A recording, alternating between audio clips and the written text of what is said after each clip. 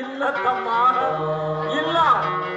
ನಿನ್ನತ್ತಿಗೆ ಗುಣವಾಗಬೇಕಾದ್ರೆ heart operation ಮಾಡಬೇಕೆಂದಿದ್ದಾರೆ doctor. ಅದಕ್ಕಾಗಿ ಆಸ್ಪತ್ರೆಗೆ 2 ಲಕ್ಷ ಹಣ ಕಟ್ಟಬೇಕೆಂದಿದ್ದಾರಪ್ಪ. 2 ಲಕ್ಷ ಹಣ ಕಟ್ಟಬೇಕಂತಿದ್ದಾರೆ.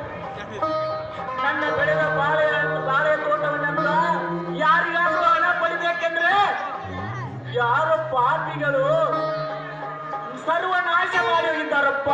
ಪಾಪಿಗಳು ಯಾರು?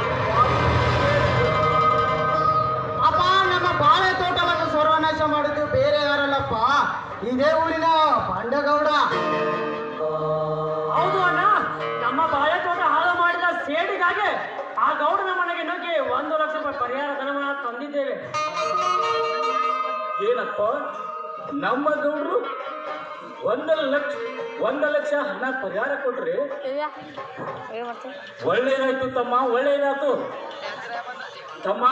ಮಗನೇ ವಿಕ್ರಮ, ಮೊದಲು ಆಸ್ಪತ್ರೆಗೆ ಹೋಗಿ ಈ ಹಣವನ್ನು ಕಟ್ಟಿ ಬರೋಣ. ನಡಿ ಅಪ್ಪಾಜಿ, ಬೇಗ ಹೋಗೋಣ.